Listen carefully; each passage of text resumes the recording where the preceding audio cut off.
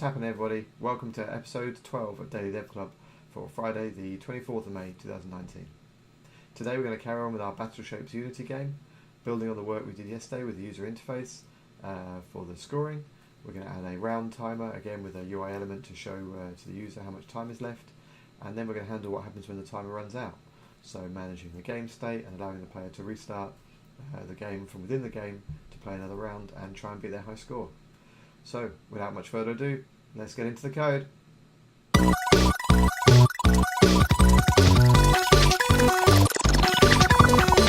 Okay, so to add a timer to our game now, alongside the score, a sort of round time, we're going to want to again go back to the game manager, and we will add another configuration variable. This time as a float, so we have a bit of precision over the time, and we'll call it round time.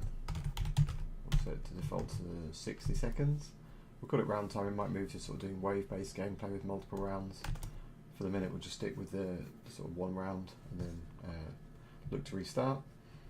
So that's going to be the configuration side of things. But obviously, then we need a variable to keep track of the actual time remaining.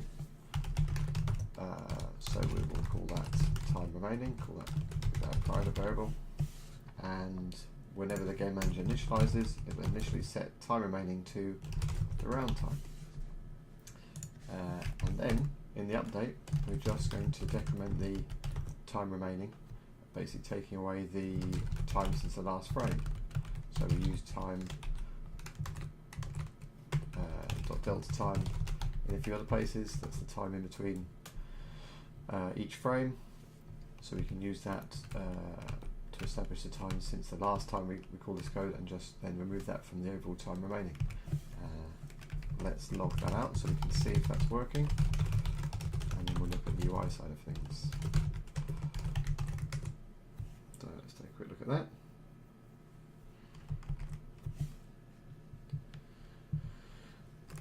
Okay, we can see that's counting down now in our log. So we've got 5 digits of precision there, 5 decimal places. We don't really need that in the UI. What we'll probably do is show 1 decimal place, I think. So let's set that up now. We have our canvas ready. We'll add an additional text element. We'll call this one timer. Let's call it timer. Let's pop that over here so we can see it. And what we'll do is we'll copy all of the, we'll make this the same as the score one. So actually the easiest way to do that is if we remove that, we can just duplicate that as well. I forgot Unity lets you do that. So we've got duplicate here, let's just duplicate that. We'll rename it timer, and then we'll just set that one to timer, and then we'll just drag that across. We'll change this one to be left aligned, so that's going to be the left hand side of the screen. Let's take a quick look at that. Right, that's perfect, that's where we want it. Okay, so back to our game manager now. We are going to want a reference to that. So again, same as we did with the score label, we'll have timer label. And we will again set the label value, so the same as we had here. We're just going to set the text value to the to our sort of internal value to keep track of that.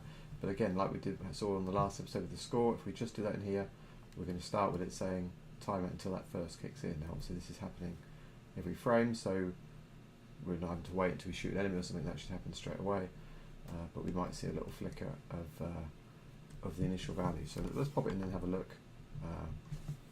But I think we'll want to encapsulate that same as we did with the other one. So let's pop that in there. For now we'll just do the whole value. We'll worry about formatting in a minute. We'll take it out of the log and run that.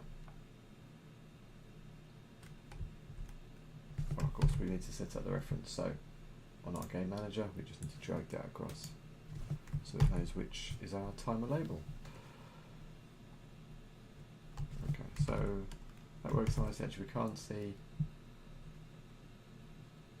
can't see the flicker of the timer initial text in there. I guess that's running very first frame straight away, so that's kicking straight in. So we don't necessarily need to do what we did here, which was to encapsulate out the logic around the label into its own method so that both the initialization and the update would update the text. Here we're obviously initializing whenever the game manager fires up, so it's got that round time, and then for the very first frame it's updating that UI element, so that should be good enough. So let's just double check, make sure that's looking good. Cool. So now we just want to obviously format it so that we just have one decimal place. I think that would look a lot better. So to make sure we are showing this as one decimal place rather than the whole value, we will just pass into our toString f1 to show one float decimal place.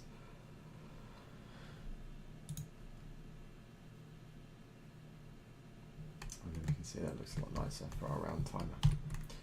So let's just change that to 10 seconds. Obviously what we want to ideally do now is that when this goes below, so we shoot enemies, rack up a score, but when that gets below 0, obviously the round is over, gameplay should stop. So what we ideally want now is a way to tell whether the game's running and then to stop when the round time gets below 0. So we will say a Boolean value now, and we will call that is running.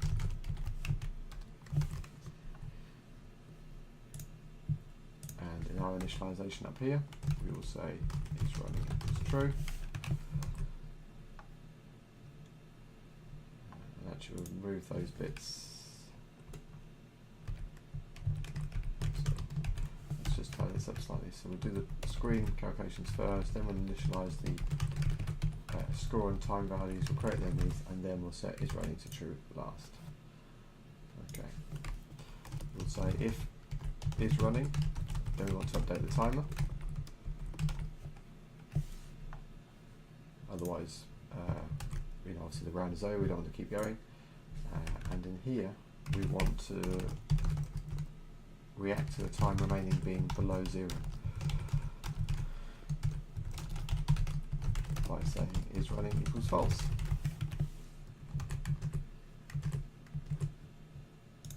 So now we have this sort of gameplay loop within our game manager that actually manages whether the game is running or not.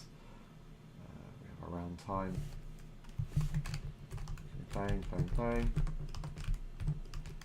then the timer should stop updating when we get to 0, which is great, except for the fact that our game itself is still running.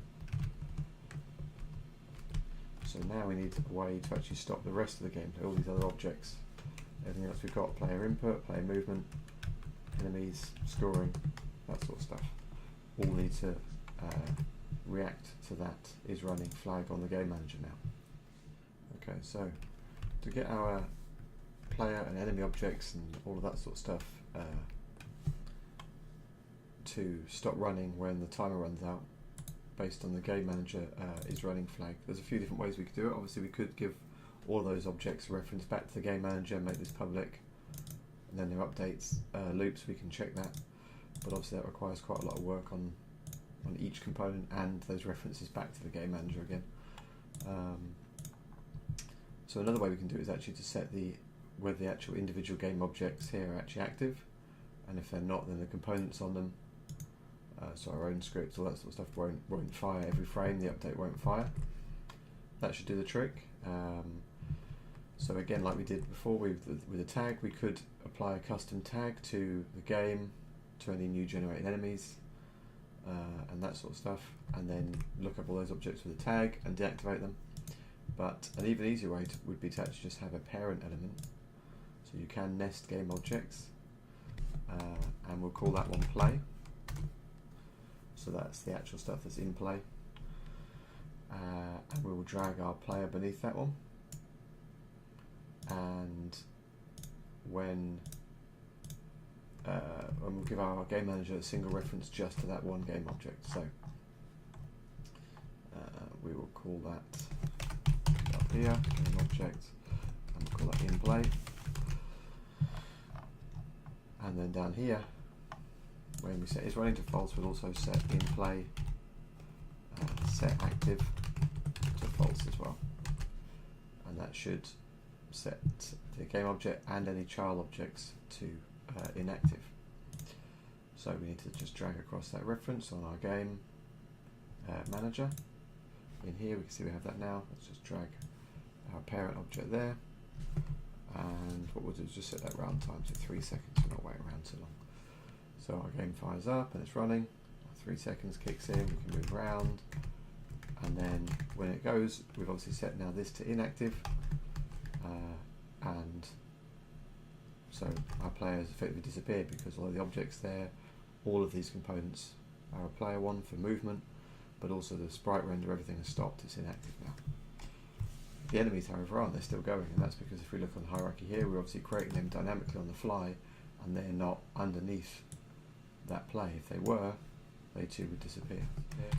So when we're creating those, as they're created dynamically, we need a way to create them and then set them underneath that game object. So the way we can do that is, once we've created it here, we need to set the parent on the transform, and we can do that to our in play element, which we already have the reference to. So let's give that a go. Let's try that. So the transform of our in play element, sorry. Let's see if that works. There we go. So now we can see they're all nested underneath there, and when the timer goes out, the whole lot gets deactivated. So that's a simple way for the round to sort of end. And then what would be good, obviously, now is to actually have a message for the user on the screen. So we could have like a game over message. So add another UI element for that. We will, oh actually let's duplicate that again so it's the same sort of setting, same font sizes, that sort of stuff. Game over.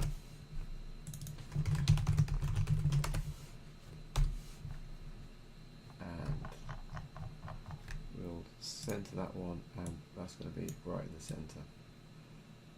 There, let's lose the exclamation mark, right. And we'll just bump the scale up on this one so it's a bit bigger.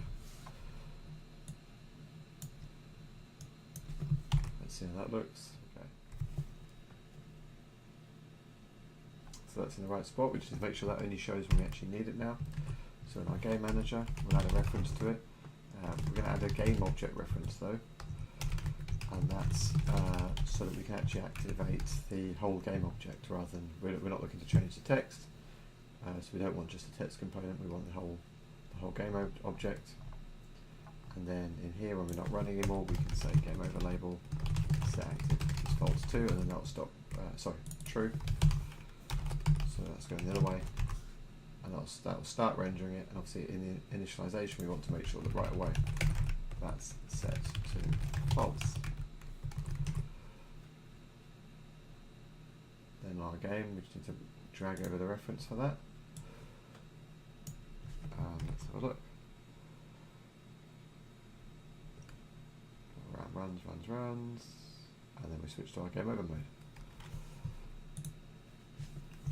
So we can see how we can sort of modify the actual running gameplay, pretty much all from the game manager rather than having to have all the child objects worry too much about it.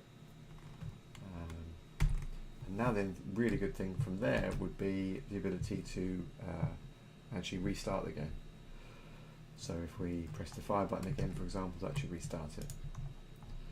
So for that, we can do that in our game manager, and we only want to do that if we're not running.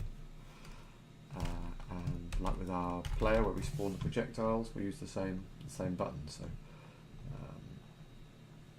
where are we? It was get button fire 1. So we'll trigger that on fire 1, but we'll look for that in our game manager now. So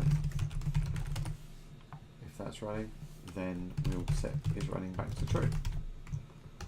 We need to set all the in-play objects back to active and get rid of our game over label. Let's see how that plays. Make sure that that's actually firing. There's going to be a little bit more work to do though. So it's there, brilliant. We hit our P, and we can see it instantly goes back, but we can see the time is decreasing. Now that's because we haven't reset any of our initial values, so our time remaining. Our time remaining is still below 0, so we go back to is running, we set it to true, all this stuff flickers back, but the very next frame we're back to is running. It's removing time from the time, which is already below 0. It's updating the UI element, but then it's kicking in that it's below 0 and shutting everything down again. So we really need to reinitialize our timers. Rather than doing that in here and in the start, we will let's create sort of an initialization method, that's easy for me to say, that we can call in both places. So the things that we want to make sure we initialize on game start is going to be hiding the game over label, that, setting the score to 0, resetting the round timer, and then setting the is running to true. So we'll take all of that out of start now, and we'll put that in a method called start game instead, and we'll just simply call that from our start lifecycle event. And then in here we can call the same method there, and so we can lose this, except there's one bit we're not doing in our initialization, which is the active in-play setting. But we'll move back to here, because although that is active already when we are starting the game anyway, it won't matter to set that again, and then obviously every time that gets called from in here, that'll make sure that all our nested objects beneath our play parent object are actually getting reactivated essentially. So we can do all of that. So on our start now, we're doing what we did before with the screen calculations, calculating the enemy, but then we're setting the default state for our running game, make sure the game over label's hidden, making sure our active objects are all activated, our play objects, setting the score, resetting the round timer, and then finally setting the game to running. And then we're doing the same thing here, so if we have stopped the game as it's gone below the timer, and we're not running anymore, obviously we're showing the game over label then, and stopping all these objects from being active, but in that state, with button press, the fire 1 button press will trigger the game to reset. Let's have a quick look here.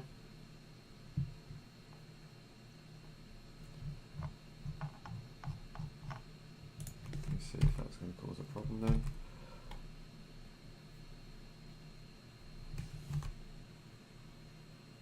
Okay, our game over state, and then we can reset.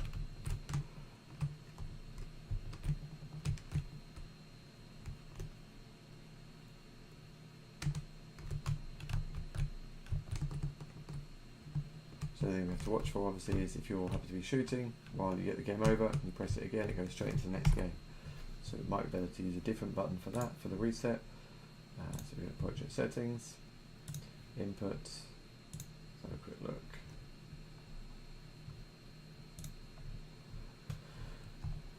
We could add a new one actually. We'll add a new one, we'll call it restart. And we will have it so that it's going to be the R key. Then in our code, we'll ask if the restart input has been pressed, and let's have a look.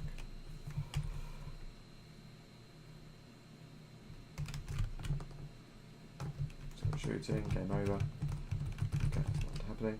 We press R, our game resets. So now, if we actually set to a slightly more interesting round timer, let's do 10-second rounds, we can actually play it as a game. So you can play the game, you can try to see how many you can score.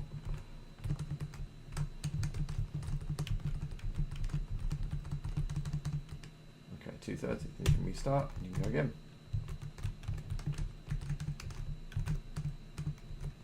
So one other interesting thing, although we're resetting the score and a lot of the other things, you'll notice that when we restart, players and enemies are all in the same spot.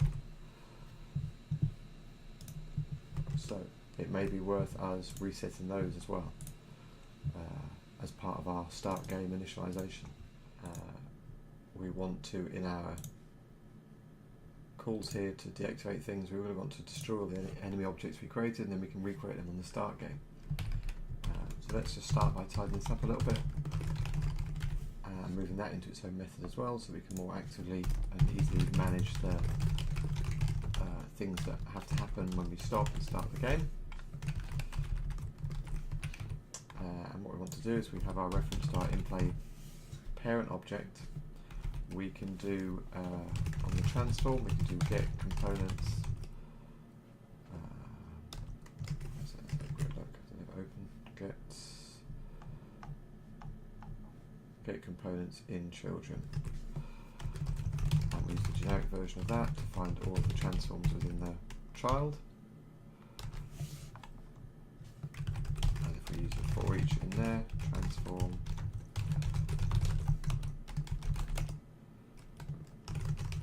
Do lots of like we did with the projectile, where it's destroying them there, but we need to obviously do it on the game object, so we do transform.game object.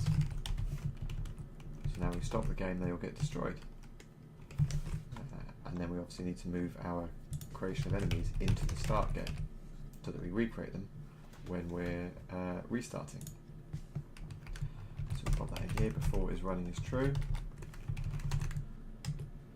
and let's have a look. There is one flaw in this plan though, which we'll discover in a second.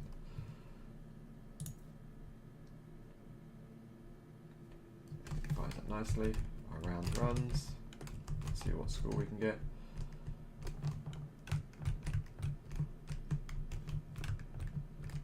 And we can see now that the actually the entire play object has disappeared. So we come to restart,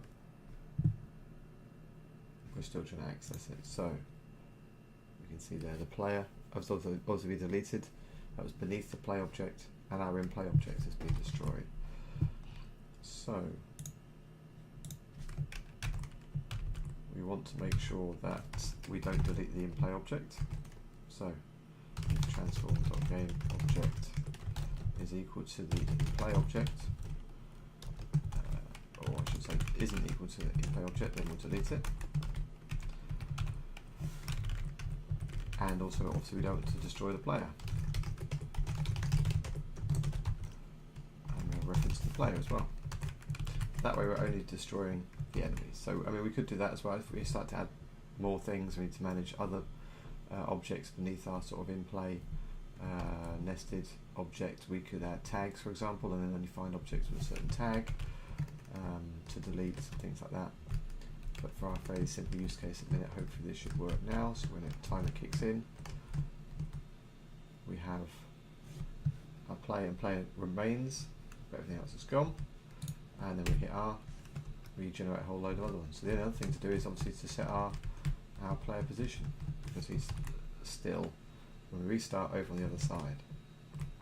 So as part of our game initialization, we just want to make sure that we set the player transform position to the vector, and we'll just set that to that and see that should be the center. Let's have a look.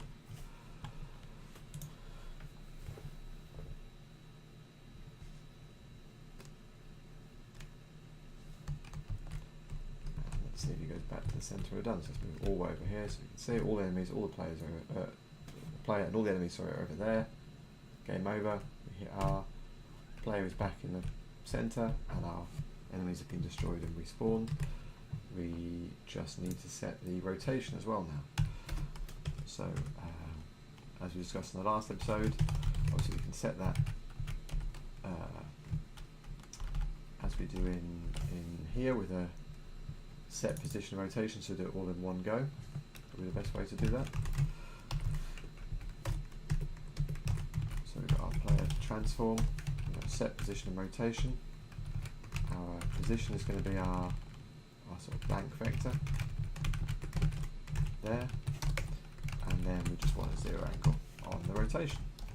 And we're doing that all in one, which will be a bit more performant. Although this is not happening a lot, as it's only happening on the initialization, it makes sense as we can do that all in one go.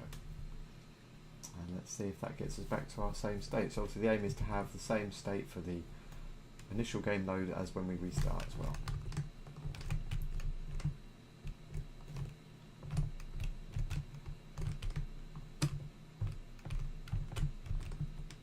Okay, and we restart. There we go, we're back to normal. Okay, so we have our game with the scoring and the UI label we added for that yesterday, and the enemy respawning, and today we added the game timer and again the UI to show that, and then the game stopping when the timer runs out, and having game restart with the same state that we had on load on the initial sort of game firing up. So it's a bit more replayable now. You can actually play it and get a score, and then try and replay it again and see if you can beat the score. But there's lots more we can add as we're layering on functionality each time, hopefully layering on the fun.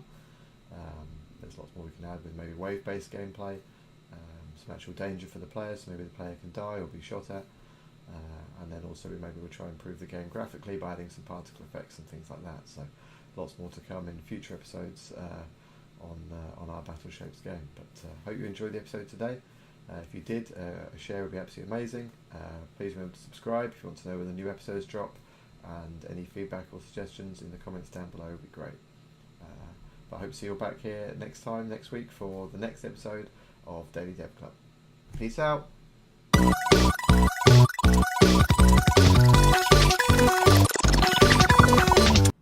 Hope you enjoyed that episode of Daily Dev Club. If you'd like to see another one, click this link right here.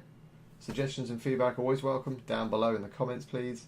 And of course, if you want to know when the next episode drops, please smash that subscribe button.